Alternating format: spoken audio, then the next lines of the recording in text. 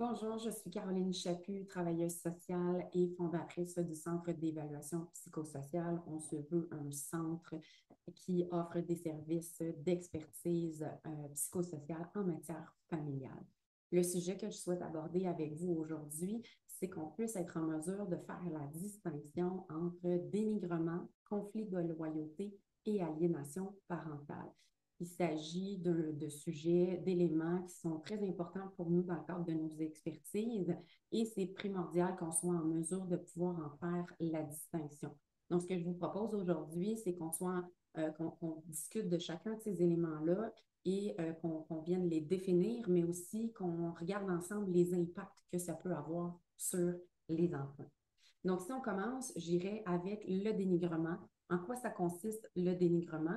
Mais en fait, le dénigrement, c'est des propos négatifs qui sont utilisés de la part de l'un des parents envers l'autre parent et ce, en présence des enfants.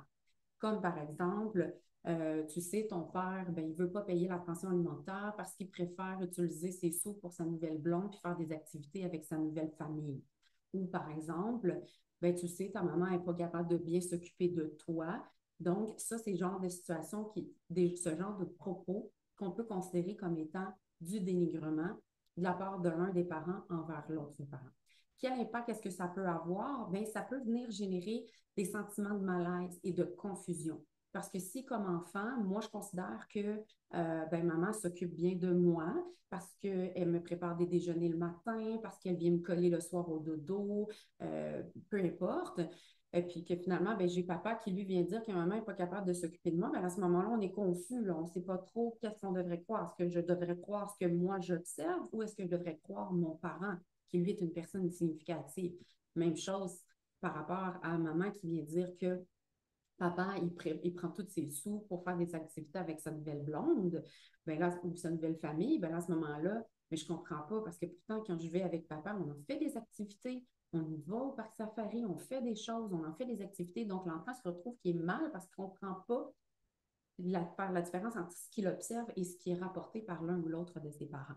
Ça peut aussi développer une perception biaisée du parent qui est dénigré et ça peut aussi développer une insécurité affective. C'est quoi la différence entre dénigrement et aliénation parentale? Le dénigrement n'implique pas nécessairement un rejet affectif de l'autre parent, puis ça peut être passager et ça ne va pas affecter significativement la relation parent-enfant. Maintenant, passons au conflit de loyauté. Le conflit de loyauté, ce que ça veut dire, ça survient lorsque l'enfant y est pris entre ses deux parents. Donc, il ressent une pression implicite ou explicite de devoir choisir un camp. Donc, comme par exemple, il va exprimer sa tristesse lorsqu'il passe du temps avec l'autre parent. Donc, c'est-à-dire que, on va dire à notre enfant, ah, ben là, tu t'en vas chez papa, maman elle a vraiment de la peine, je vais vraiment m'ennuyer de toi. Quand tu n'es pas là, maman trouve ça difficile, je m'ennuie vraiment beaucoup de toi. Donc, ça, ce que ça fait, c'est que quand l'enfant est avec son autre parent, ben, il a de la difficulté à apprécier son moment avec l'autre parent parce qu'il ressent la tristesse de l'autre qui est tout seul, qui se retrouve tout seul. Donc, l'enfant, il est comme pris, j'ai envie de passer du bon temps avec papa, mais je ne peux pas avoir du plaisir puis aimer mon temps avec papa parce que pendant que je suis avec papa, ben, maman, elle souffre et vice-versa. Un enfant qui se sent coupable d'éprouver de l'affection pour l'un de ses parents par peur de blesser.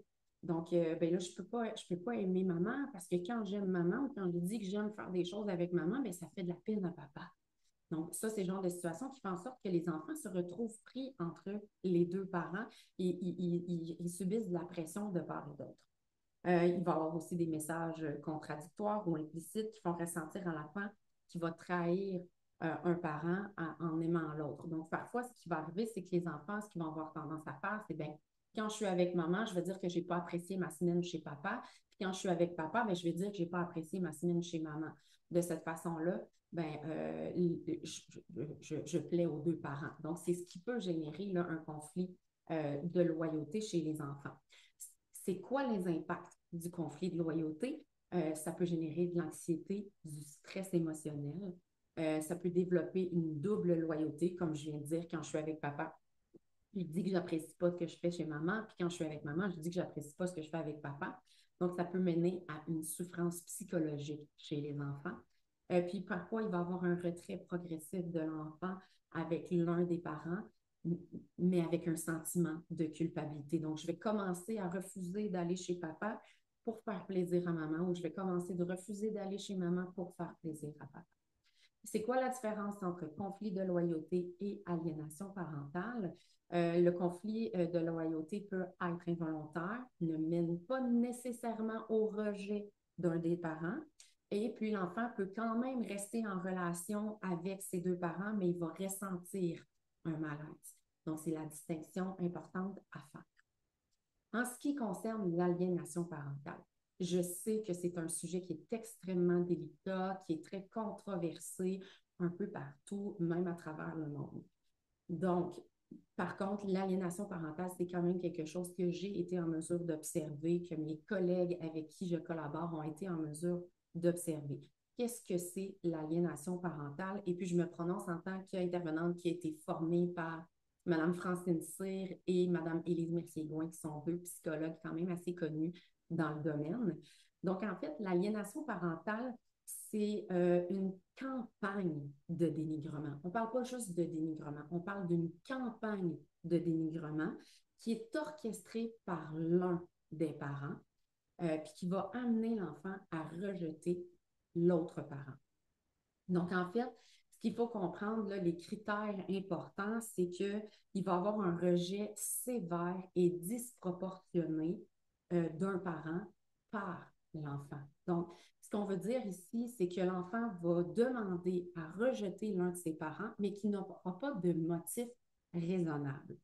En tant qu'intervenante à la protection de la jeunesse, j'ai fait face à des enfants qui avaient des motifs raisonnables. On parle d'abus physiques, d'abus sexuels, de mauvais traitements psychologiques, des trucs qui étaient vraiment importants, qui étaient vraiment graves.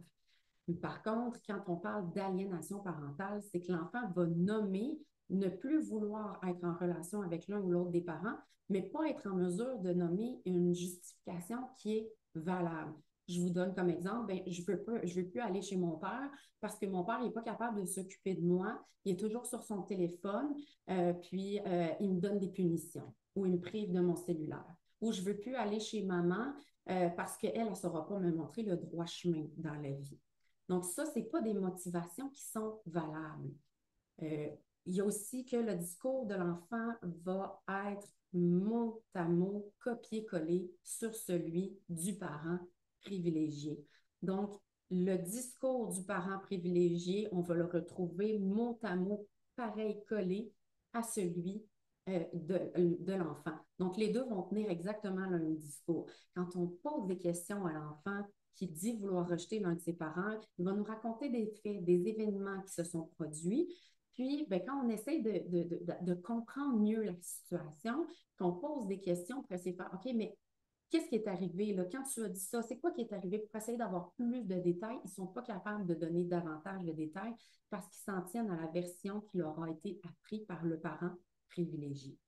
Il y a aussi une absence de culpabilité chez l'enfant.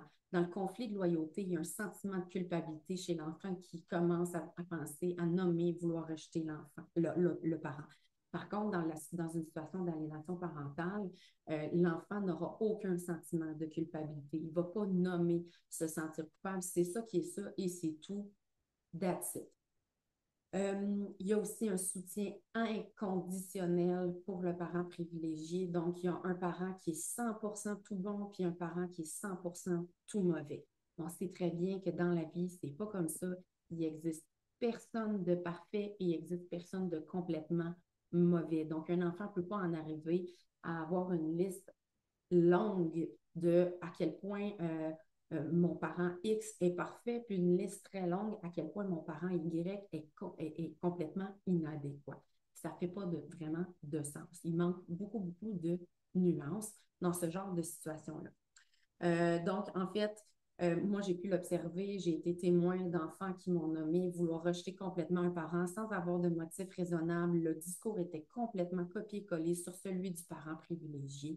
Donc, dans ces cas-là, il faut vraiment prendre des mesures qui malheureusement sont drastiques pour pouvoir préserver. Parce qu'en fait, là, ce qu'il faut aussi comprendre, c'est que l'aliénation parentale, quand on parle de vraie aliénation parentale, il y a peu de liens. Avant qu'il y ait coupure de lien, on parle soit de conflit de loyauté ou de comportement aliénant chez l'un des deux parents. Mais quand on parle d'aliénation parentale, c'est qu'il y a coupure de lien. C'est quoi les effets sur les enfants? Ça, c'est super important. Il y a une perte de relation avec le parent rejeté. Quand l'enfant n'a pas de motif raisonnable, bien qu'il nomme ne pas avoir de sentiment de culpabilité, à l'intérieur de lui, c'est que c'était préférable de faire un choix, de choisir son camp pour pouvoir être apaisé au niveau émotionnel parce que c'était trop difficile à gérer. Je n'ai pas le droit d'aimer mon autre parent, donc je vais arrêter de l'aimer. Comme ça va faire plaisir à mon parent privilégié. Ça va être beaucoup plus simple pour moi. C'est la raison pour laquelle les enfants vont faire ça. Donc, il y a une perte de relation avec le parent rejeté, une perturbation émotionnelle à long terme. Il y a un risque de reproduire ces schémas-là relationnels plus tard à l'adolescence et à la vie adulte. Et ça a des impacts importants pour la suite des choses. C'est quoi la différence entre dénigrement, conflit de loyauté et l'aliénation parentale? C'est que l'aliénation parentale représente une coupure de lien marquée et durable. C'est très difficile de revenir à l'arrière une fois que la coupure de lien a été faite. Contrairement au conflit de loyauté, l'enfant ressent plus de dilemme. Il n'y en a plus de dilemme parce qu'il a choisi son camp. C'est plus facile comme ça. Il souffre moins psychologiquement d'avoir choisi le parent, mais malheureusement, il va y avoir des impacts là, sur les relations futures. Donc, pour faire un petit résumé de cette vidéo-là, en fait, le dénigrement, c'est tenir des propos négatifs, mais sans rejeter activement l'un des deux parents. Le conflit de loyauté, c'est qu'il y a une pression affective, mais il y a tout de même le maintien du lien entre les parents et les enfants. L'aliénation parentale, il y a un rejet injustifié, c'est super important, injustifié, et il y a une manipulation prolongée qui a été effectuée par le parent privilégié. Donc, évidemment, autant moi que mes collaboratrices, on est en mesure de pouvoir faire la distinction entre ces trois éléments-là. Si vous avez des questions, je vous invite à nous les poser. Si vous voulez qu'on en discute aussi, je suis toujours disponible pour le faire. Sur ce, je vous invite à commenter. Puis, une belle journée à vous.